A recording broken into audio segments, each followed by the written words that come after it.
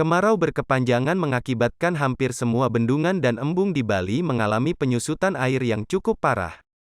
Kerusakan hutan di hulu juga menjadi penyebab cepatnya air bendungan mengering.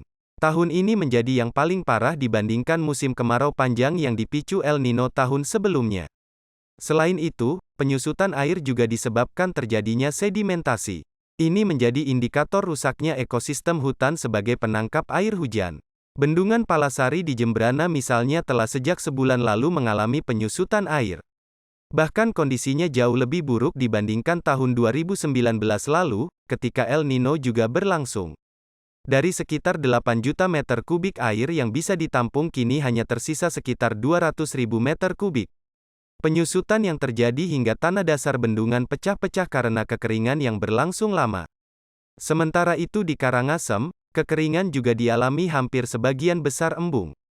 Dari 17 embung yang tersebar di Bumi Lahar, 8 embung airnya sudah habis. Sementara 9 embung lainnya dalam kondisi kritis karena cadangan airnya menjelang habis. Sejak sebulan lalu, embung Pasar Agung sudah menunjukkan level ketinggian air di titik nol, artinya air sudah habis. 2 bendungan di Buleleng mulai sebulan lalu dilaporkan telah mengalami penyusutan. Bendungan Titap di Busungbiu mengalami penurunan air sejak 2 bulan sebelumnya.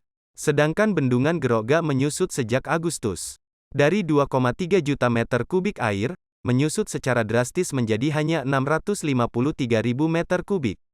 Di Tabanan, embung Telaga Tunjung dilaporkan mengalami pendangkalan yang parah akibat sedimentasi. Upaya pengerukan untuk normalisasi telah dilakukan. Selain menjaga debit air juga untuk mencegah banjir yang dimungkinan terjadi jika musim hujan tiba nanti.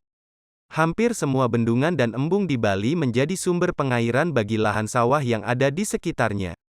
Dengan mengeringnya bendungan dan embung tersebut, maka ratusan hektar sawah akan mengalami gangguan hingga terancam gagal panen.